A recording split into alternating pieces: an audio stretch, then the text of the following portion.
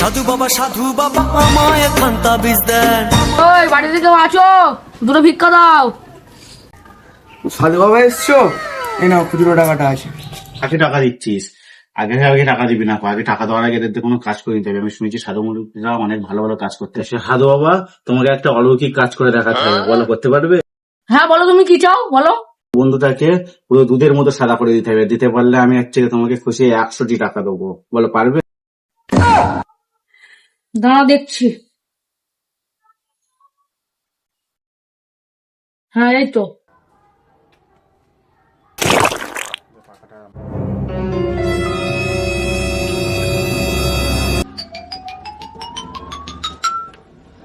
চামচ।